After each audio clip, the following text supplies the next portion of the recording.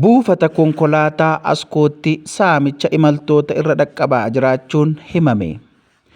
Imaltoota godinarraa dhufanii fi gara godinaatti imaluuf jedhanii naannoo buufata konkolaataa Askootti siree qabatanii bulan irratti hidhattoota uffata poolisii uffataniin saamicha irratti geggeeffamaa jiraachuus maddeen gabaasan.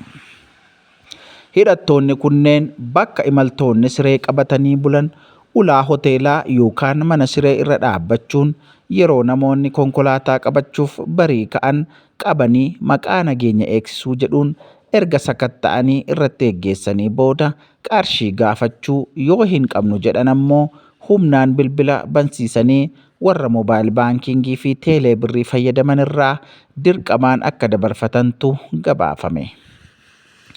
Yoo bilbila banuu fi itti kennuu didan ammoo maqaa hin jirreen yakkuun dhukkaamsanii deemaa jiraachuunis barameera.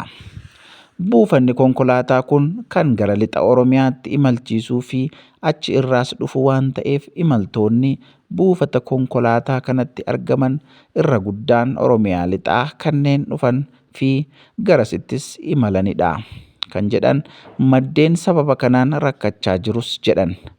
Dabalataan ammoo namoota paaspoortii of harkaa qaban yoo argan isin daldaaltota warra seeraan alaa nama daddabarsanidha jechuun qarshii irraa saamaas jiru jedhan.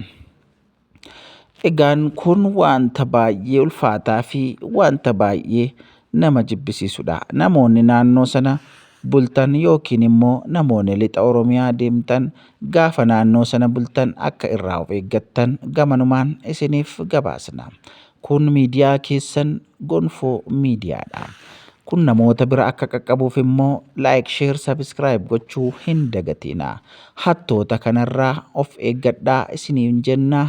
Eebbifamaa yeroo gaarii qabaadhaa.